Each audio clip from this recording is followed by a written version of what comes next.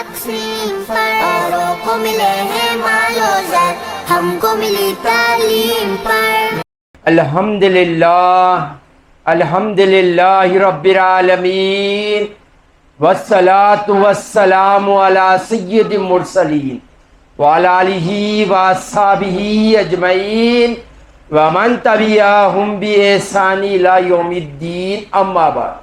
قال اللہ تبارک و تعالی فی القرآن المجید والفرقان الحمید، اعوذ باللہ من الشیطان الرجیم، بسم اللہ الرحمن الرحیم، ولا سوف یؤتیک ربک فترضی، صدق اللہ العظیم۔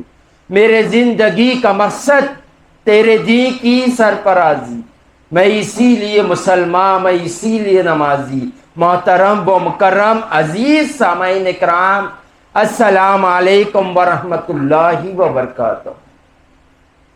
جاگنے والے کو محروم تمنا رکھا، جاگنے والے کو محروم تمنا رکھا، سونے والے سے کہا ساری خدائی تیری، سونے والے سے کہا ساری خدائی تیری۔ اللہ کا کروڑ ہاں ایسا ہے کہ اللہ نے ہمیں اپنے محبوب کی امت میں پیدا فرمایا۔ آج 7واں پروگرام ہے شان مصطفیٰ بزبان مصطفیٰ۔ اسی حدیث کے اوپر گفتگو کی جا رہی ہے جو حضور پاک صلی اللہ علیہ وآلہ وسلم نے ارشاد فرمایا، میں سارے انبیاءوں کا سردار ہوں، بلا فخر، اور میں اس پر فخر نہیں کرتا۔ کم و پیش 1,24,000 انبیاء تشریف لائے ہیں اور ان تمام انبیاءوں کا سردار میں ہوں۔ پہلے پروگرام میں بتایا گیا تھا کہ آدم علیہ السلام کو اللہ نے جو شان، جو مقام عطا کیا تھا، پھر ان کے سردار ہمارے نبی محمد مصطفیٰ صلی اللہ علیہ وسلم کو جو شان عطا کی گئی تھی وہ بتایا گیا۔ دوسرے پروگرام میں حضرت سلیمان علیہ السلام کو اللہ نے جو مقام دیا تھا، جو بلندی دی گئی تھی، پھر ان کے سردار ہمارے نبی محمد مصطفیٰ صلی اللہ علیہ وسلم کو جو مقام دیا گیا تھا وہ بتایا۔ آج حضرت موسیٰ علیہ السلام کلیم اللہ کو اللہ نے جو شان عطا کی گئی، جو مقام عطا کیا ہے، پھر ان کے سردار ہمارے نبی محمد مصطفیٰ صلی اللہ علیہ وسلم کو جو شان عطا کی گئی ہے، انشاءاللہ وہ بتانے کی کوشش کی جائیں گی۔ حضرت موسیٰ علیہ السلام یہ بڑے لاڈلے اللہ کے پیغمبر تھے۔ آپ سنے ہوں گے کہ حضرت موسیٰ علیہ السلام بہت غصے والے، بہت جلالی تھے، مگر یہ بات یاد رکھے جو زیادہ غصے والا ہوتا ہے اس کا دل اتنا ہی نرم ہوتا ہے۔ جب اللہ تعالیٰ موسیٰ علیہ السلام سے کلام کرتے تو موسیٰ علیہ السلام وہ کلام کو آگے بڑھایا کرتے۔ ایک مرتبہ اللہ قرآن میں پوچھے، موسیٰ تمہارے ہاتھ میں کیا ہے؟ تو موسیٰ علیہ السلام یہ کہہ دیتے کہ عصا ہے، بات ختم ہو جاتی۔ موسیٰ علیہ السلام نے کہا ہے اللہ میرے ہاتھ میں عصا ہے، میں اس کے سہارے چلتا ہوں، اپنے بکریوں کو چلاتا ہوں، اس سے میں اپنی مدد کے لیے کام استعمال کرتا ہوں۔ یہ اللہ سے گفتگو بڑھانے کا طریقہ تھا موسیٰ علیہ السلام۔ اور اللہ نے جو اپنے محبوب پر جو آخری قرآن نازل فرمائی ہے، ان میں تمام انبیاءوں میں سب سے زیادہ کسی کا ذکر ہے قرآن میں، وہ موسیٰ علیہ السلام کا ذکر ہے۔ ہماری قرآن میں سب سے زیادہ موسیٰ علیہ السلام کا ذکر ہے۔ موسیٰ علیہ السلام کو اللہ نے یہ شان عطا فرمائی تھی، اے موسیٰ جب چاہو طور پر آؤ اور ہم سے کلام کرو، جو مسئلے میں بات کرنا ہو ہم سے بات کرو، جو بات کرنا ہے ہم سے بات کرو، طور پر آ جایا کرو۔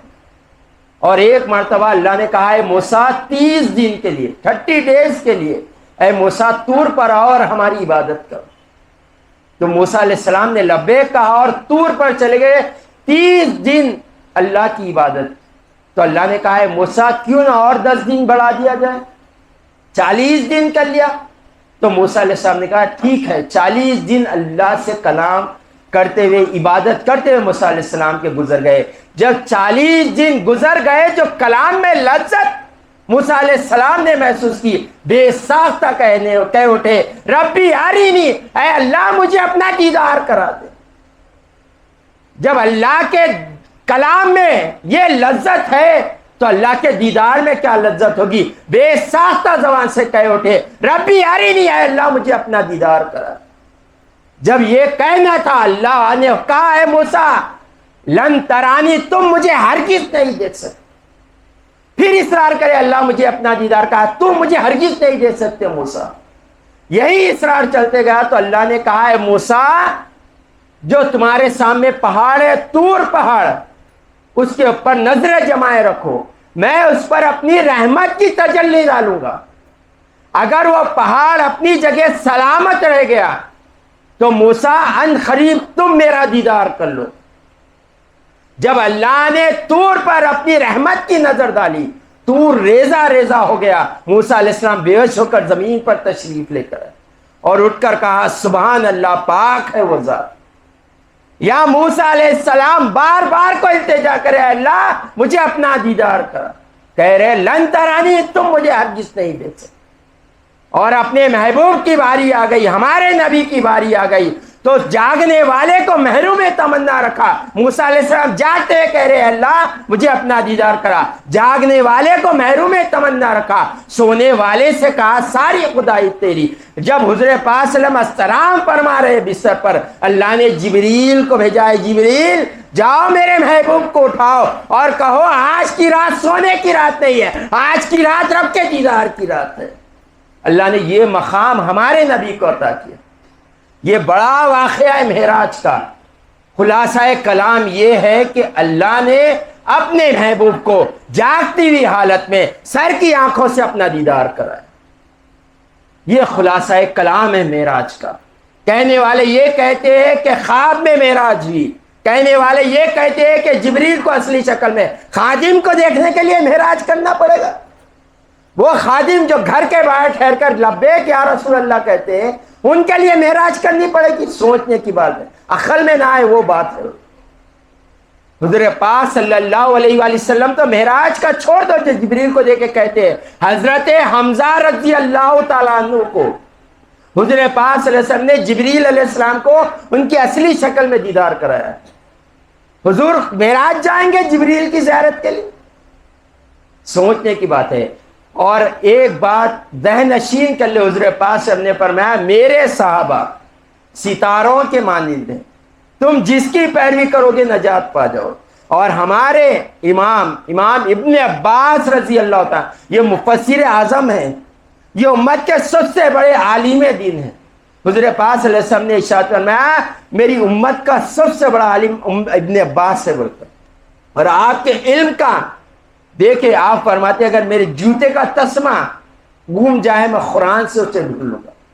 اللہ نے یہ علم آپ کو عطا کیا۔ آپ فرماتے اللہ نے حضور کا دیدار کیا کیا کیا، آپ فرمایا کرتے تھے۔ اور ایک ثابت کرتے تھے 2 مرتبہ اللہ نے دیدار کیا۔ امام احمد بن حنبل سے شاگردوں نے پوچھا کیا اللہ کا دیدار جبریل کیا کیا یا اللہ کا دیدار کیا حضور پاک نے معراج میں؟ ابن حمر رضی اللہ تعالیٰ عنہ کہتے تھے اللہ کا دیدار کیا حتیٰ کہ آپ کی سانس ٹوٹ جاتی۔